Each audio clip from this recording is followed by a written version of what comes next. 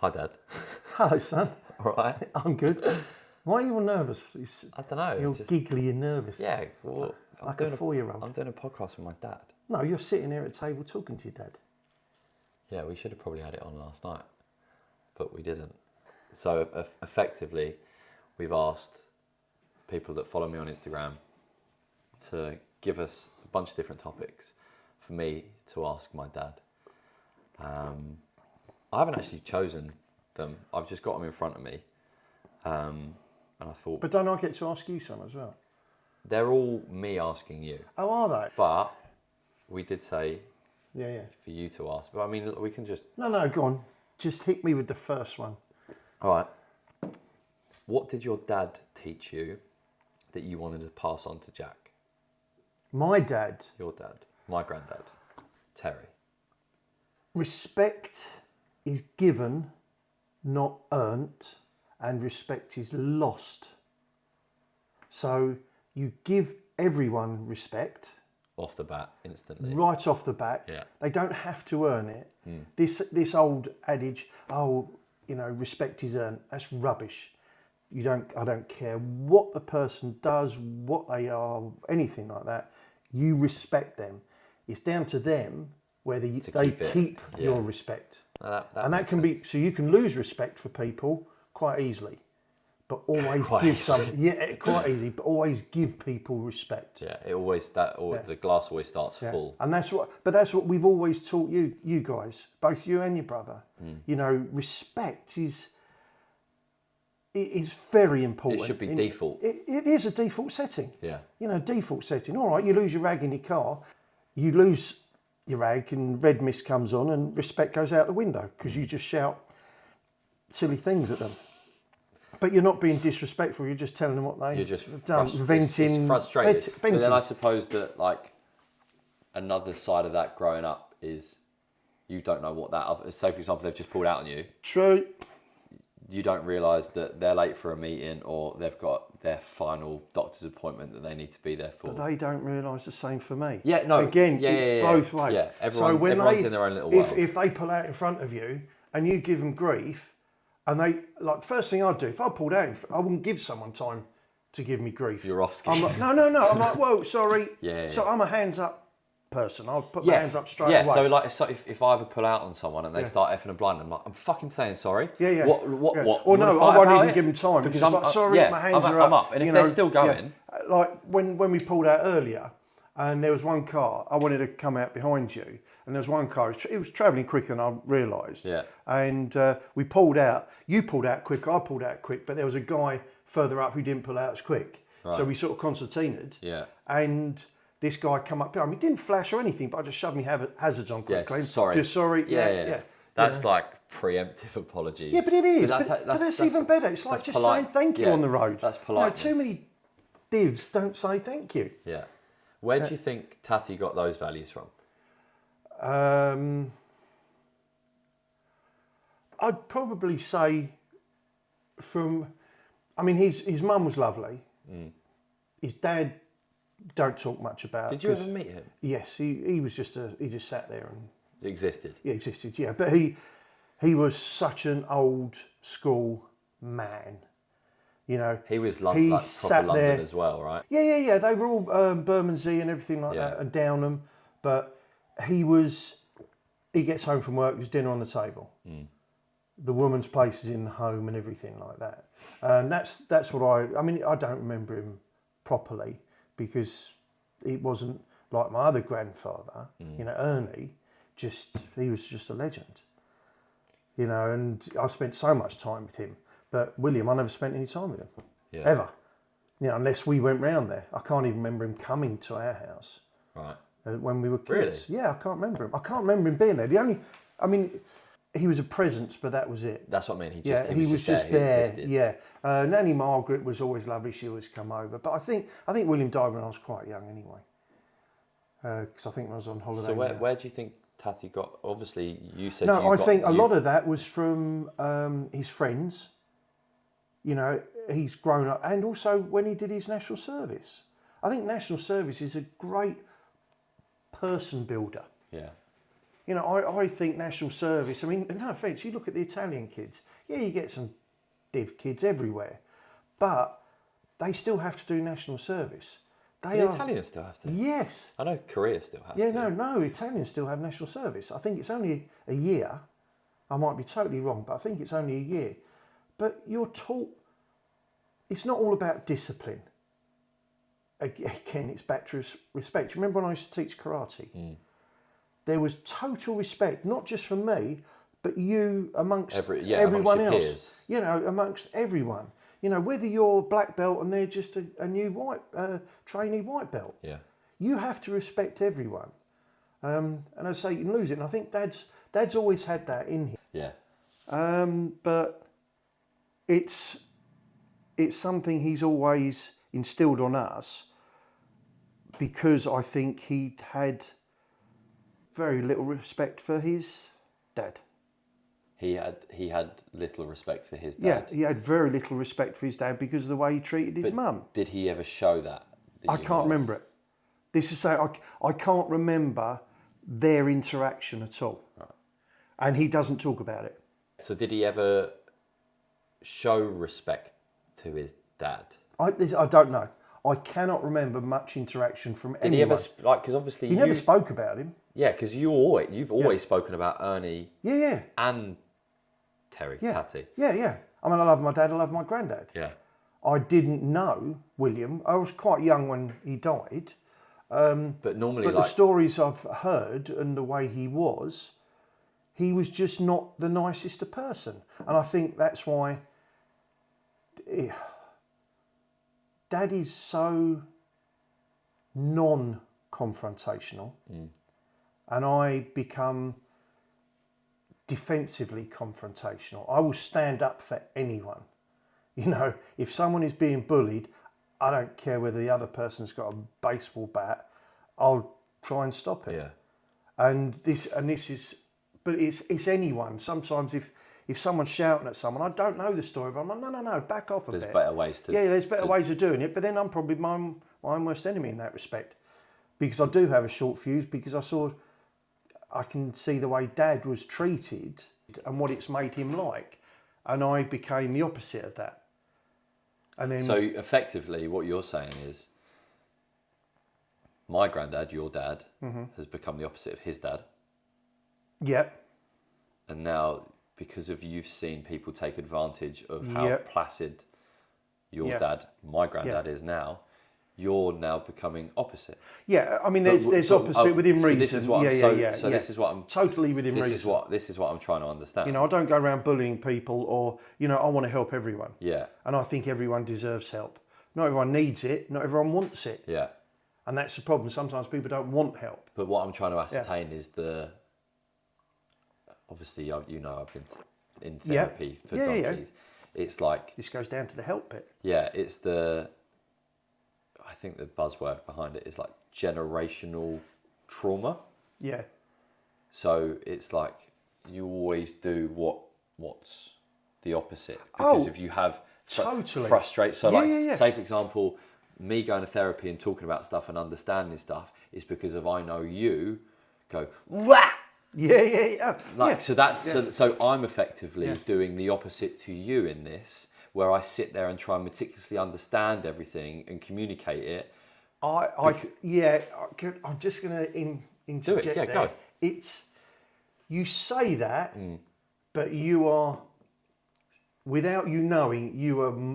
I can be fiery as much like me as ever. Yeah. And also your reaction. But I actively try. Yeah, but in your actively trying, you can actually make a situation worse. It's the same with your brother. He can interject. Interject, is that the right word?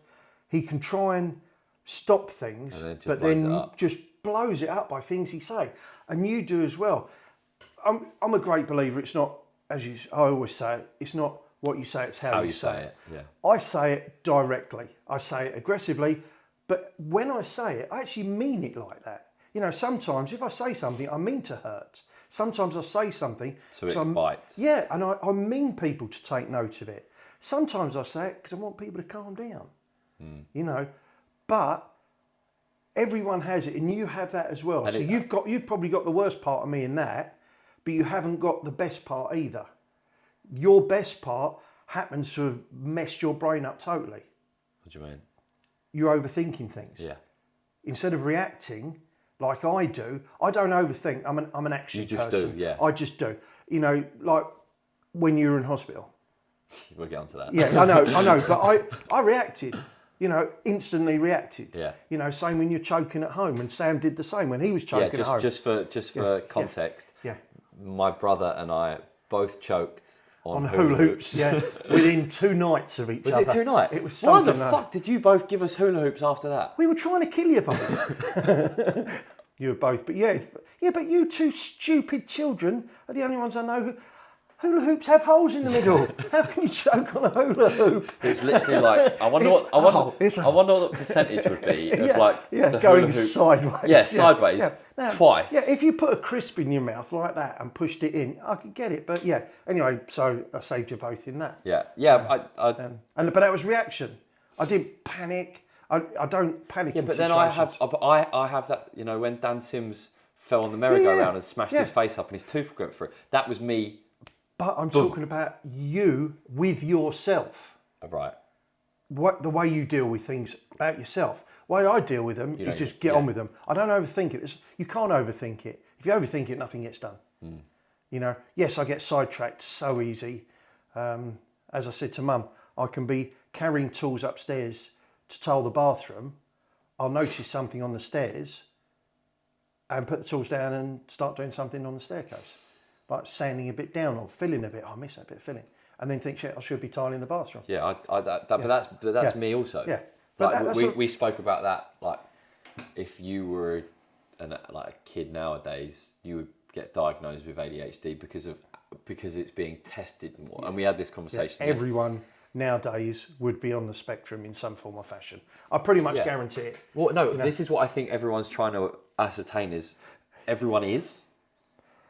But a few years ago, it was like the testing wasn't done properly, or wasn't done enough, should I say. It wasn't as commonly acknowledged, all this learning difficulty.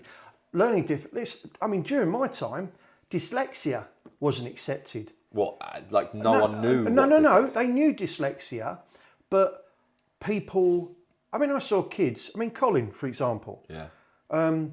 I saw kids being almost bullied by the teachers because they couldn't read properly, and that's dyslexia for you. But do you not think that has happened with?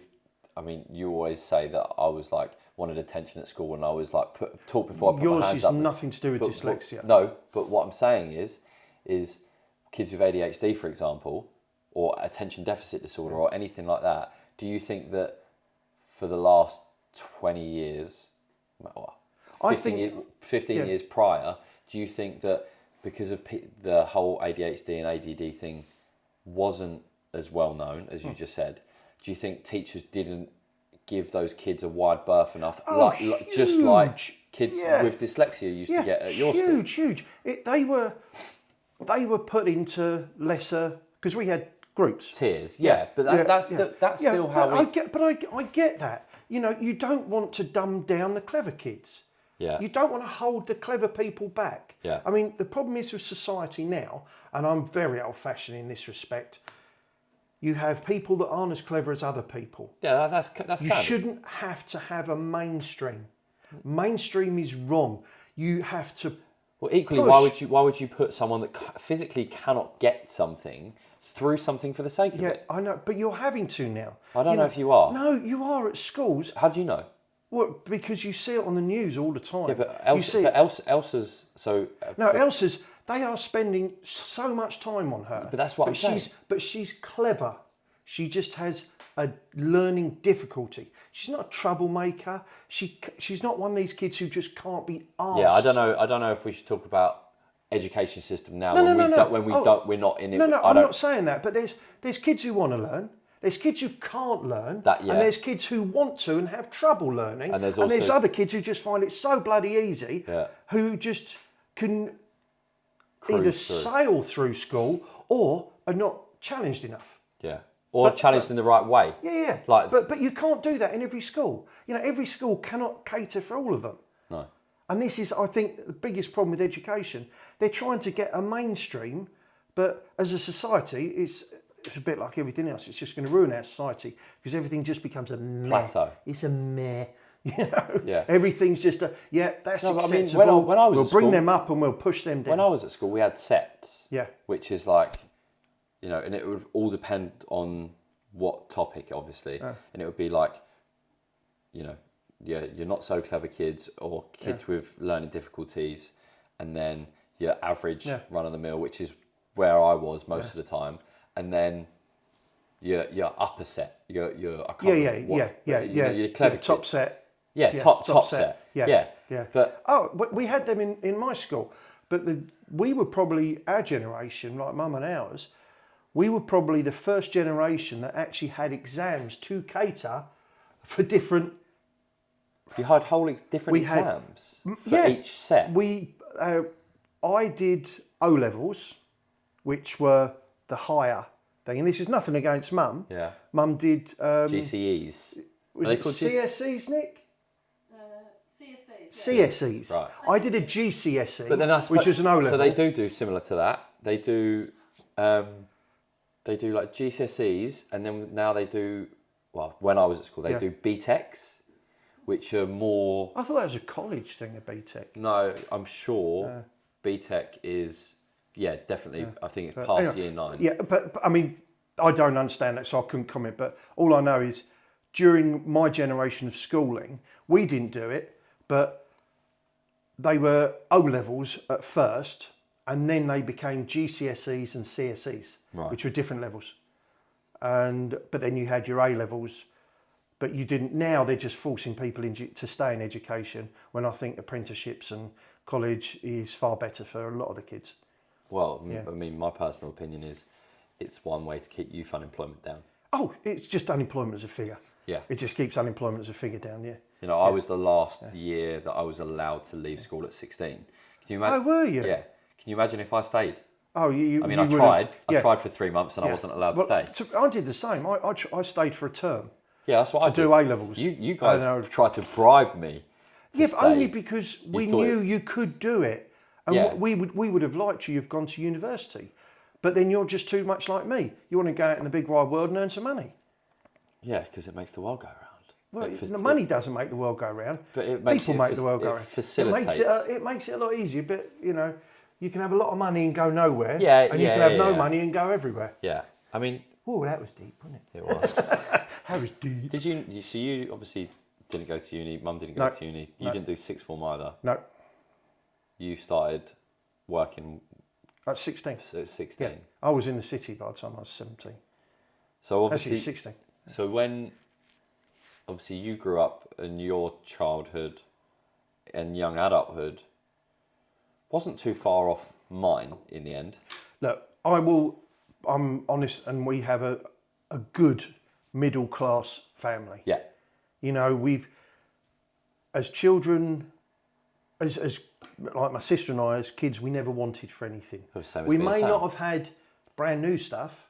Yeah. You know, but if I wanted a bike, well, Mum like and Dad top of the range stuff. Oh no, we would never have top of the range stuff. No. I never had designer things or anything like that. But like my first bike was a second-hand bike. I don't think I ever had a brand new bike. But then they were really expensive. You had a new bike every year, but that's because we could afford it. Yeah. It wasn't to spoil you. We wanted you to have. It's like your football boots. How often did we buy you £100 pair of football boots? Yeah. Twice as, you know, because you go, oh, Dad, look, these have fallen apart. Look, so then from my point of view, right? So I used to get. Anyone that knows football will know this. You get like the F10s, the F30s, and the F50s. So you get blades. No. So you get 3 tiers, but those 3 tiers for like Adidas, for example, are different price captures. So I always used to get the mid tier. So you could get the dirt cheap. I think I had 1 dirt cheap pair, and that proper fell apart. And then I got the second tier, which were like the F30s, for example, and they were more expensive than the F10s. But then there was that F50s, right, where kids I don't think we've ever even spoken about this, but like kids at my school would get those, and it would be like, oh fuck, like they've got, and what it used to get brought down to at school is you've got the fake ones and they've got the real ones, and it's like, no, they're all real ones. They're all real. Yeah. But the difference is you'd grow out of yours. I mean, we were buying 2 pairs of boots a season, probably at one point, because you just grow out. Well, that's because I had the growth spurt. Yeah, but you just, I think everyone has that, and some parents will, like, we bought you a bike every year because we knew you'd use them, and you were growing big. Yeah, we used them. Yeah, we used them all the time. That's the one thing I can always say is, like, from a childhood, we were out all the time because you didn't have the games like they have now. Yeah. You know, you're probably the last generation that did have a childhood where you went out. You did things, you used your mind, you created stuff. You were a bit more teamy, so you wanted the football and everything like that. Yeah, I fucking hate being by myself. Yeah, but you still go out with your mates and play when you were a kid. You'd go around to people's houses and play. Or would have, I mean, God, you had a great garden, so your friends wanted to come over to ours and play. And that's the thing. Kids now, and I do blame a lot of it to the parents. It's easier to go, oh, there's a tablet. Play on that. Kid. Got any new games on your phone? Yeah, it's not a latchkey kid, which we used to be, where you'd go out and let yourself in. But do you think that's because of people can't do that anymore, safety-wise? It's always been like that. What do you mean? There's always been nasty people around. Yeah, of course, yeah. And that's the thing. Nothing's changed in that respect. So if I had children, for example, and I was like, let my kids go out and play. Yeah. You would be fine with that? Yeah, as long as you knew where they are and they weren't by themselves. Yeah. In groups. I never let you go out and just go around, ride your bike around the streets. By myself? By myself. Yeah. No, you go out with Matt, Nick, whatever, your friends at the time. No, it was never like that. You know, when you see a 6-year-old walking the street by itself, that's just bad parenting. Yeah. That's but bad parenting. What I'm saying is I feel like kids are growing up earlier now.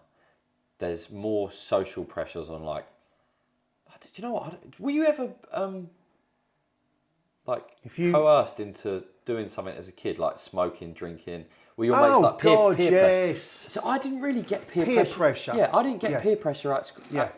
I didn't really get peer pressure at school. Yeah, no, peer pressure was only not drinking or anything like that.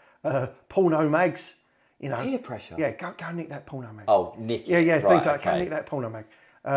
Or smoking. But it's not, they didn't peer pressure. I mean, the first time I smoked, I was on Lake District of Scotland on a school trip, and one of the guys, God, I can't remember his name. Really good. I think he's dead now, actually. Oh, really? Not from smoking. I think he's killed. But he gave me. He was smoking. I thought, oh, that smells really nice, and I smoked it, and I liked it, and I was 12 or 13.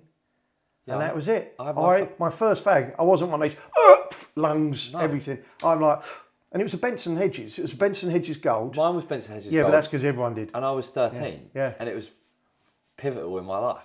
It's my only vice at the moment is smoking cigarettes. I don't drink coffee. I don't. Now, who gave up with who, Jack? Yeah, I know. We for context. Me and my dad were supposed to. So my parents found out I started smoking early. Yeah, we knew you smoked. Yeah, all the time. And then on my 16th birthday. No, this was your. It was my 16th. It was my 16th birthday. We agreed to stop smoking together. Was it 16th, Nick? Oh, it was. Yeah. Sorry, I thought it was your 18th. And I lasted maybe a week. If that, yeah. No, I'm telling you. No, I'm saying, it was if that, yeah. And you have stopped since 13 years ago. Yeah. And haven't had a cigarette. No. Haven't had a cigarette since? No. Genuinely. Not even like a quick life. No. Oh no. Mum knows when I smoke because I used to sneak out and take the dogs out. I'd just say, all of a sudden I'd just go, I'm taking the dogs for a walk. The best thing is at the daylight. Oh. You used to go. That's when you could smoke in the pub. You used to go to the pub. Yeah. And come back smelling of smoke. Yeah. And Mum was like, "Why'd you smell of smoke?" And you were like, "Because I was in the pub, sitting next to the fire." Yeah. It turns out it's a gas fire. No, but Elaine, there's no smoke whatsoever. Elaine, the landlady of the pub, Nikki, we were up there having dinner or something Only like that. a couple of years ago, right? Yeah, and Elaine was there. It was a few years back. And and the fire was on. And Nikki just went to Elaine, that's not a log fire. She goes, no, it's never been. It's always been gas. And I'm like, oh, you know, yeah. Got me, you know. So, obviously, yeah, no, go on. So our childhoods and adulthoods were pretty similar. We both went into similar industries. Yep. At roughly the same time. Yeah, your sports side was totally different than me, though. My sports stuff. Yeah. I was brute force and ignorance, which is why I was good at rugby. Yeah. But I was crap at football. I could do shot put because it was technique. Yeah. You know, believe it or not, I held the school record for 2 years. Right. For shot put. I could long distance run as well. Right. But wasn't a good sprinter, whereas your mum was a good sprinter. But yeah, you were all team sports. I was more an individual, apart from rugby, which is again the difference. You loved a team sport. You needed a team sport. Yeah, I was also good at it. That's yeah. Oh no, you were. Yeah. You were good. As long as I did. You know, you were good at especially football. Whereas you know. You only come and watch me play rugby a few times, didn't you? Yeah, because you were driving yourself there then. Yeah. I mean, you were an adult. I was playing adults. Yeah, you're an adult, and you'd go there. Hey, wait, the one time that you did come and watch me, I got knocked out. You, Nana, first girlfriend, mum. First girlfriend? First girlfriend. First girlfriend? You've had girlfriends since you were about 13. No, but first adult girlfriend was in attendance. And I got knocked out. I remember that. What I was trying to go on to is obviously we've had similar childhoods, similar young adulthoods. Yep. And obviously you had me at 20... We were 25? Yeah, something like which that. is quite young. Not then. Right. Not then, you know. Was everyone else having kids? Our friends were, yeah. Our friends were having kids. So you letting me into adulthood... We didn't let you into No, adulthood. but how did you feel watching me grow up? I've been proud of you both all the way through it. I've been disappointed, obviously, you know, with things, but not with the person you've become. You know, both you and Sam, again, it goes back to values, which was the first question. You've both had those inherent values all through your childhood, your, you know, I don't know what, your mid-teens or whatever like that. Even though you're a bit of a tearaway, you still didn't do anything bad. You know, I'd go breaking into places. No, not houses. How many times have I heard that you stole Nana and Tati's car? Shh. Oh no, they know that now, don't they? They do know that. Yeah, it was all of their cars. But I stole. I've never done that with your cars. No, but it was different then. There was less cars on the road. What, you going past horse and cart? No, it's still illegal. It was illegal, but you know, and we'd break into run-down houses and we'd play in them, which is what you used to do. You'd go jumping around. Yeah, but that was just a childhood. But I never hurt people. I never stole from people. I never vandalised.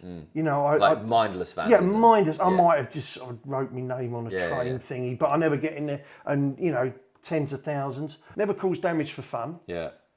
You know, so that, again, every kid has to do wrong to know right. You have to have a bit of badness. If you don't do badness, you're never going to know how it feels to do something that's a bit naughty. And it feels fucking great. It does, but you still know it's wrong. Yeah, but it's so bad it's good. But you wouldn't take it to the wrong level. If you have a moral conscience and that's been installed into you. You know, you need a moral compass. You need it to point you in the right direction. Yeah, but you need a conscience to tell you that moral compass internally. Totally.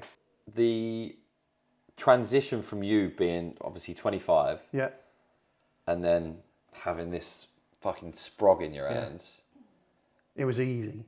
Actually. Because Mum and I, you know, we've been together since we were young. Like you've been 17. You've known each other since you were 16. You've been dating since you were 17. No, the first time we met, we pretty much started dating. At 16? Yeah, 16, 17, something like that, right. And we've always talked about children, because Nikki's always had young kids in her family. You know, like Sarah, Ian, Hayley, Victoria. You know, they were young kids.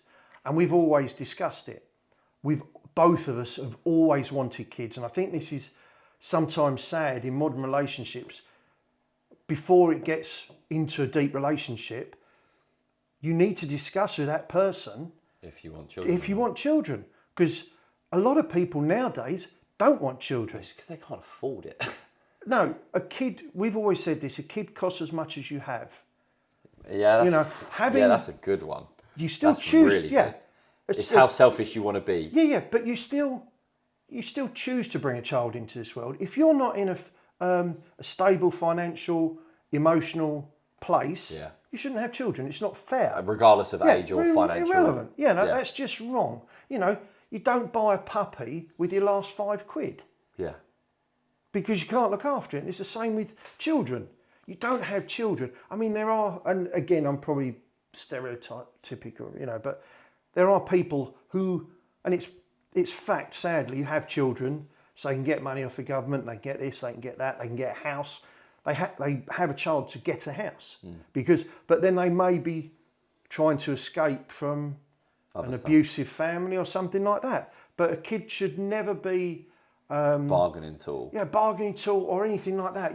Mum and I always wanted children. We knew we always wanted children, and we always wanted 2. And then we'd stop at 2. Simple as that. So yeah, it was an easy decision. We got married. I'm a great believer in marriage. Yeah. And that you should be married before you have children. But that's just my generation again. But yeah, we spoke about that recently, and that's your opinion, but you wouldn't be pissed if I didn't. No, as long as you're in a stable relationship. Yeah. Don't find a bird, find a girl, find a woman, sleep with them, get her pregnant because you weren't careful or she wasn't careful, because it's on both of you. Yeah, of course. It's not just on the man, on the woman as well. On both of you, if she got pregnant, I would hope that you would discuss it openly between the two of you, what you do. I'm not anti-abortion. I don't like the thought of it, but it's better. Yeah, it's way better. Yeah. For everyone. And the child, because it doesn't exist. Literally, if you find out you're pregnant, that baby doesn't exist. It doesn't, has no conscience. It's not a living, breathing thing until medical people determine, when it's a horrible decision. People lose children for no fault of their own, which is horrendous. But that doesn't take the abortion in the way that we're talking about it wrong. Oh, no. But it's not just, a bloke can go out and if he's jagging, he can put a condom on. If he doesn't and the woman gets pregnant, I mean, it's his fault as well as her fault. It's all there. It takes two to tango. But it's not the baby's fault. Never. Ever. So if they decide, we're going to stay together, bring it into this world. And then they end up resenting the baby. Loveless relationship, abusive relationship or something like that. There's only one person who gets hurt and that's the baby. So anyway, but that's a quite a deep story for another time. Yeah. So how did you find it? How did you find it from day one, I mean, I was lucky. Mum stopped work before you were born. The plan was there. She finished work before you were born, and she was going to be a stay-at-home mum. Right. We could afford to do that. I was in a good job, and we could afford to do that. And she raised you both. Would you? Are you going to ask me? Do I think women should go back to work and someone else should look after the kid? You'd say no. No, I wouldn't. Oh, I'd say yeah, no. but I said, interesting. I'd say no. No, because if you came home and you gave that child love, everything. No, don't give it everything. No, give it love. Give it time. What I mean. Give it attention. That's fine. As long as a person, because it's just like sending a kid to school. I think teachers need to take more responsibility now, or they've had the responsibility taken away from them for discipline and things like that. A number of times we went up to your school and we said, Miss Blackwood, just clip him around the ear. Can't do that anymore. No, we give you permission. Yeah. Just smack him around the head. That's all he needs. Miss Cammy used to throw whiteboard markers at me. Oh, God, I got smacked around the head so many times, but that's, again, different. Yeah, no, see, I would, I'm not saying ever to tell anybody what to do, but I would, if I had the opportunity to be a stay-at-home dad, for example, and we were financially sound enough, and even to cut back on things, I would prefer one parent to be around the children at all times. I totally agree. But I couldn't have done it There is no way. Yeah, of course. I mean, I would have drowned both of you, you know, or at least pillow, you know, something like, yeah. Because, you know, I just can't stand screaming and everything like that. And the fact, because I'm a control freak, You can't turn it off. I can't turn it off. And you I don't don't know how to. Yeah, I don't know how to turn it off. And that would frustrate me. Whereas Mum, she was brilliant. I mean, even when I was working, she'd look after you at night, feeding and everything like that during the week. But then at weekend, she'd go and sleep in a separate room and just get her sleep. You know, so it's a team. Yeah, it's a team. Yeah, it was a team. Always a team. Yeah. Team effort. But that's always the way it's been. You know, we've done our things. It's not, you know, Mum's done her mum role. She raised you. She entertained you. She, you know, fed you during the day. And then when I got home in the evening, I tried to spend as much time if you were up. And then at weekends, I'd spend time with you. I remember you coming home. I don't know why. You know when you have these memories that you don't know if they're real or not. Yeah. But did you ever used to go uptown in like it sounds really strange, but like a long black leather coat? Never. Or like a long black coat? Long black coat. Probably, yeah. Charcoal coat, maybe. Winter coat. Yeah. Well, it was dark. I'm not Neo. It was. I didn't have one of them. It was dark outside. Yeah. I just remember being small. I remember the oak front door. Yeah. And you coming through it and me standing in the hallway. Yeah, but that could have been like 5 o'clock in the winter. That's what I'm saying. Yeah. Oh, yeah. But then we spent time together in the evening. That's what I remember. And Mum one thing Mum's always done, she tries to make us eat together. Whether it's sitting at a table or it's sitting in the lounge on trays, we've always eaten together. Yeah, we had a dining room and then that. But whether we use the dining room or not, we would always eat at the same time. Yeah, no, but then that goes back to the first one, values. And like you guys, like the matriarch and whatever you want to call it, I don't know what the other side of the patriarch. There you go. Of the family have their pillars and their standards, and obviously you've had conversations before you've even had children to work out. We spoke about it a lot. If they align together. Yeah. And that was the thing with us. It was never a discussion. It was just like, do you want kids? God, yeah. Do you want kids? God, yeah. That was it. You know. But we did it right. We got engaged. We lived together. Did it right for you? No. I think everyone should live together before they get married. Oh, yeah. But then I don't necessarily think everyone should get married. No. I'm not saying about the marriage. But if you are going to commit to a child or something like that, why do you live together? That's I would say that's pretty standard. But people don't do. Yeah, it is standard. But there's some people who just don't do that. But they're happy accidents that either work out or don't. But that's circumstantial. That's like you can't always plan that stuff. Totally agree. And I know people's parents that were accidents and they fucking grafted their arse off to make it. Yeah, because they were in a good relationship. Yeah. You know, and they made the relationship work. I mean, look, there's loads of ways. Anyway, let's get on to something more or less. There's fucking loads of deep go on, shit. hit me with something so not deep. How much of you do you see in me? Let's just say enough. And leave it at that. Leave it at that. Well, no, you can go into it. No. I'm just saying, leave it at that. Next question. Really? Yeah. Okay. No, because it is one of those things. I see enough of me in you to make me know you're my son. Right. Well, I knew that from day one. You know, there's photos that like... Steady, Mum. Yeah. Mum's nodding her head, just confirming that I am, in fact. I was there at the birth. Doesn't matter if actually, and the conception. Do you want to know the story? I know the story of how I was conceived. It involved you with a broken leg, broken wrist, shattered wrist, broken leg, everything. I don't want everyone that listens to my podcast to know how I was conceived. Again. But then, like most episode 2. Yeah, but then, like most people wouldn't be able to have these conversations and stuff like that, and that's testament to how we've been brought up with you guys. Oh, that's one thing. Even when I wasn't there, but when I was there, there is nothing taboo. If you wanted to discuss something with us, or even if your friends wanted to discuss something with us, they knew they could. Yeah. We weren't judgmental in that, in any form or fashion. We weren't prudish in any form or fashion. Well, this is a good roll on for the next topic. Go on, what's that? Expectations about being a man in two different generations. I mean, I wouldn't say my generation's changed much. I'd say probably the newer generation now. You're Gen X, aren't you? No, I'm a millennial. What's Gen X? Mate, you? Oh, I'm Gen X. Gen Z. You're a boom. You're a baby boomer. No. Mum and Dad were baby boomers. I don't know. Because that was just after the Second World War. But anyway, yeah. But so I see what you're saying. From my generation, not today's generation, my generation from your generation. Very little. I think there's been very little change because you have been brought up by me. So you have those, we're going back to the values again. You know, they change slightly. The nuances are always slightly different. But like, could you have conversations like this with your dad, for example? No. But that's what I'm saying. We can, and you will with your children. Yeah. But you wouldn't have a conversation like this. No. Yeah. That's what I'm saying. This is why there was that phrase, playground talk.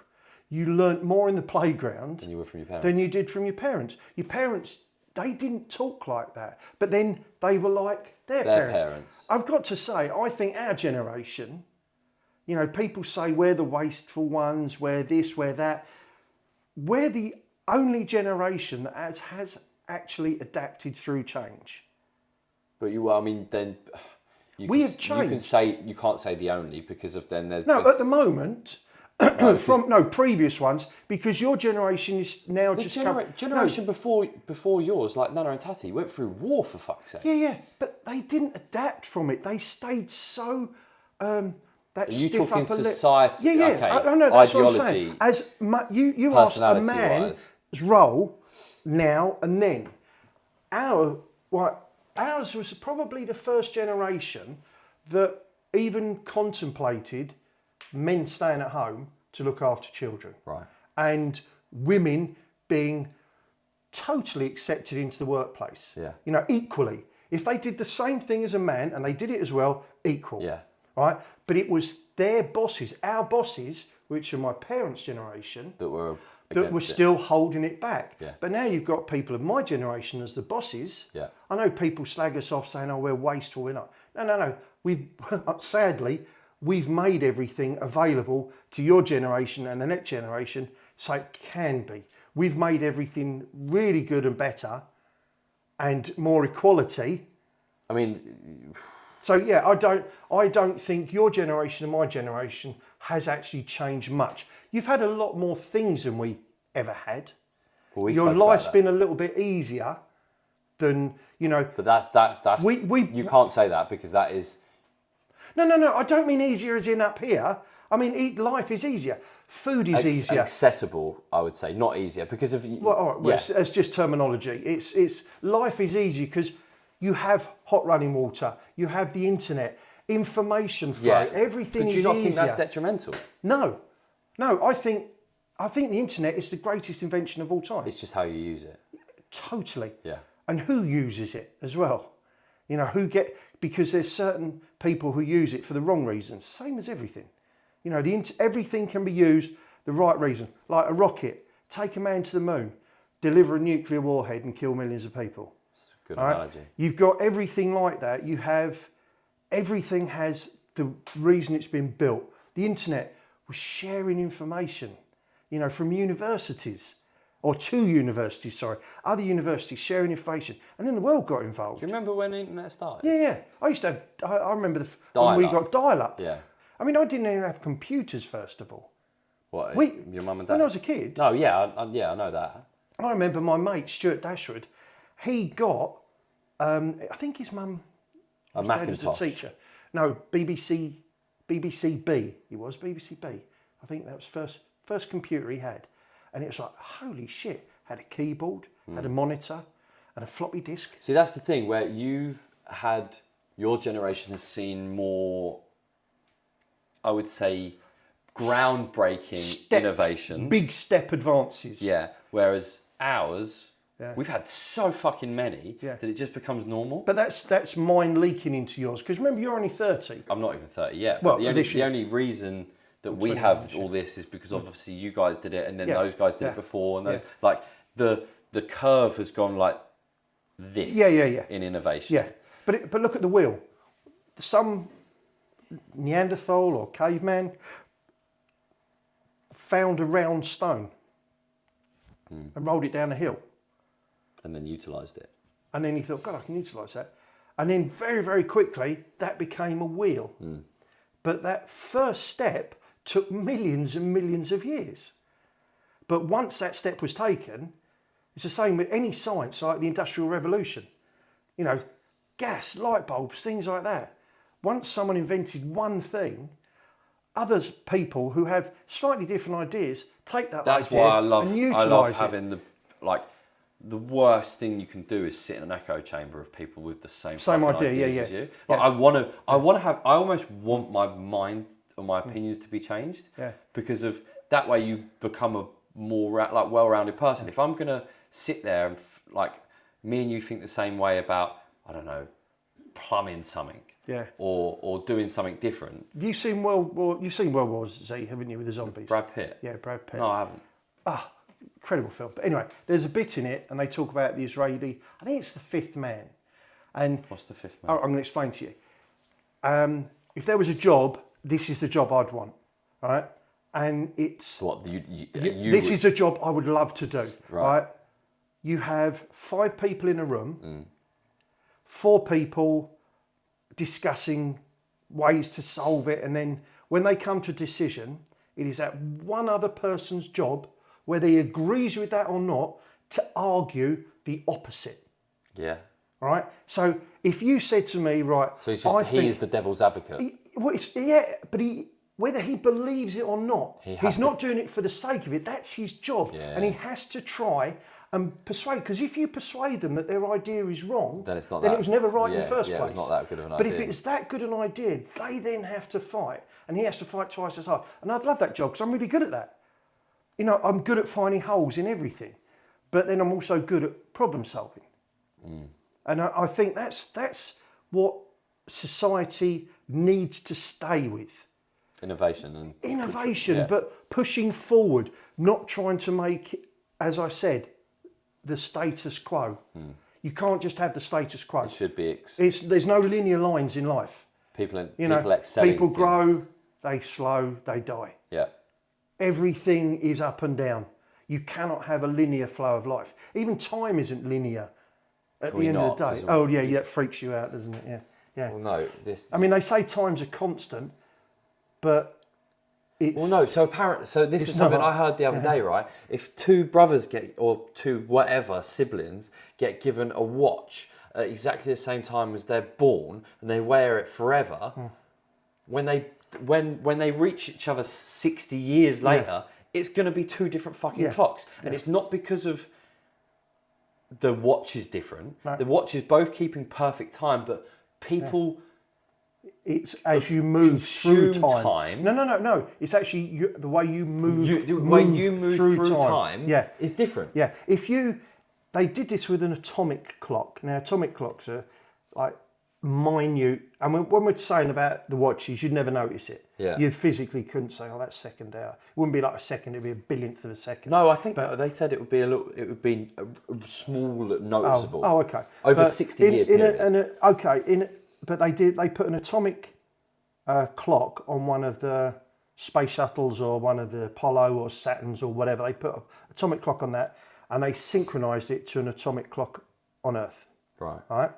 And obviously this spaceship went off at tens of thousands of miles away from Earth, and it come back, and there was a notable distance in the clocks. Why? Exactly why. So this is where, yes, time is a constant because you never get time back, but the flow of time is different. It's like, they say, watch paint never dries. Watch a boiling kettle. Yeah, watch pot never boils. Yeah, and things like that. It does. It just takes ages because you're watching it. Whereas if you went and did something and come back, like me toast, I'll put my toast in. I'm sitting there like, God, this is taking ages. Oh, I'll go and have a wee. And it's already burning. Yeah. And I've been waiting what feels like half an hour beforehand. I think I'll have a quick wee, but it's not the same period of time. Do you think? Obviously, I moved away, nearly 2 years ago now. Do you think that, I mean, what, the last time you came down to Cornwall was about a year ago? Yeah, well, we were saying it was the last time we came down to Devon, September of last year. Yeah, so talking of time and how that goes, obviously I come up to London quite a bit, but like even you being down here, does that time apart, I moved out, when I was 27? I was still local. Me moving down here, has that changed a lot for you? What, with you being With down me? here? No, because our life has changed With quite it? considerably with it. Yeah, and you've been busy doing your own shit. Yeah, and that's the thing. We have never, when you've become adults, we've never revolved our life around you guys. We've always pushed you to have your own lives. Like we never stopped you with your little ventures. Some were good ventures, which, okay, you shouldn't have been doing whatever. We're not talking drug dealing. We're talking, the club promoting and everything like that. It was, you shouldn't have been doing it, but it was you moving into adulthood and learning your way. And we've never stopped that, and we never will now. The fact that you're down here, if you're if you're around the other side of the earth, that would be a pull on the strings, the heartstrings. That would be like, when you ring me up and, we've had a lot of these conversations before, and it's like, I know that if I really needed to, I could be here in 4 hours. Yeah. Probably less, which we know. Yeah. But if you'd emigrated, even if you're in Europe, I could still be most of Europe within 4 or 5 hours. Yeah. But if you moved to the other side of the world, that would be different. Because even if you hurt yourself... That's where I feel like the realism, like just being a fucking realist about it, like it's really not that deep. I'm 4 and a bit hours away from anyone if I need it. Like when Nana was really sick. Yeah. And I would call you like every other fucking day. Yeah. Trying to like work out, do I need to come back? Do I need to come back? We tell you if you need to come back. Yeah. But I'm panic. That's where my anxious brain goes. I've got to be fucking ready. Yeah. Where you'd just be like, all right, cool, boom, done. Yeah. Well, that's it. I'd just get in the car and drive. Yeah. Whereas you think I need to prepare everything and do that. I would get in the car and drive, but before I'm told I need to get in the car and drive, I would be constantly thinking about. Yeah. Do I need to get into the car and drive? Do I like? Should I? Yeah, but that's the thing. I wouldn't have asked. That's what I'm saying. I would have just done.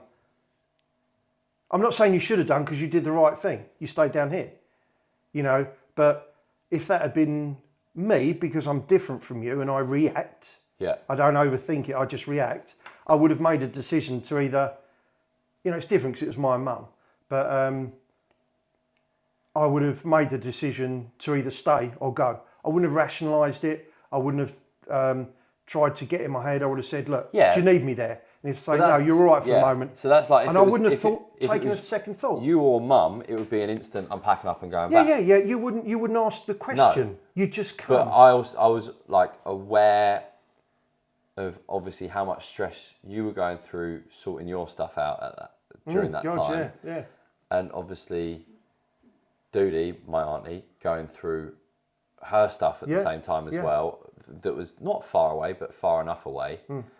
And obviously, I ended up going back for like 2 weeks post surgery, wasn't it? Post surgery, and for her recovery. Yeah. But then that was just like more meticulously planned. But you couldn't do anything. No, because you were still working. I was the only person in the house, so it was like I was there. I was helping out with some appointments, and like that's just what I could do. Dad was there. Yeah, but even then, like because he's so placid. Yeah. Oh yeah. Oh no, that was the thing. Having you and Sam and Mel and me around when she went through that denial stage after the surgery. Yeah. And we're saying, look, you're going to die if you don't do something. But fine, it's just a post-surgery. It's like, no, Mum, you're going to die. There's something wrong with you. You need this sorted. And then she was, it turns out she was highly dehydrated and everything like that. But what I'm saying, when I was there, regardless, getting stuff done quicker because Tatty was so placid. It's like if But also, Dad was in his 80s. You and Sam helping him out was just great to have you there. There was no point you coming down, and it sounds terrible. If she died, what good would you have been if you'd driven all the way up? Yeah. Nothing. You couldn't have stopped her dying. No. She didn't. So the recovery bit, that's when your job takes over. Yeah, that's when the family comes together to help out. Anyway, another question. Because she's still with us and fighting strong. She's all right at the moment. She is. She's doing good. She's enough to fucking give her. Still wants the shit out of us. Oh, she's just constant on the family WhatsApp group as well. Yeah, but she talks like gibberish. Yeah, but that's because I gave her an iPhone and I don't know if she knows how to... No, she knows how to use it, but she just talks gibberish sometimes. If you were to give advice to another... Is this a question from someone? Yeah. If you were to give advice to another father and son, new father and son, for example... When you say new father, baby boy? Baby boy that's going to grow up to be my age one day and your age. How would you advise them to maintain a healthy relationship? Again, parents and just adults. Talk about everything. Don't make any subject taboo. No subject. You know, I don't know whether you might edit this out, but you told us when you tried drugs. Yeah. Yeah. No, but you did. I won't edit that out. I've got to be transparent. I know, but you told us about that, but you could. Yeah. Hang on, wait. The first proper time, obviously I'd smoked weed before. Oh no, but that fucked you up, didn't it? That fucked me up. Like to the point where I genuinely think it's part of why I have such bad anxiety today. That one instance, I don't know what I smoked. Drugs are such an individual thing. Yeah. So bit of advice for the dad. Just don't be just a friend. You still have to be a father. And vice versa. And that's why I said don't just be a friend. But You've got to be a friend. Also don't just be a father. Oh, no. Oh, no. I mean, some of these standoff fathers, they, you know, as far as I'm concerned, they had no love for the child anyway. But then we go back to like a really earlier point and you go empathy. Well, maybe they don't know how to, they do, but they just don't know how to process it. They don't know how to put it out there. They don't know, they have it inside them, but they don't have the There's tools. Awkward people who, you know, who can't be friendly to, like, we're a touchy-feely family. You know, we've always been huggers and things like that. Always been like that. I don't even know how long in we are. I've been going for a good hour. All right. Now, go on. Right, another question, please. I think Starter for 10. That's probably, we've done like 6 or 7. Go on, is there one more question? No, we've covered fucking loads. No, that's it. Cool. Do you have anything to say?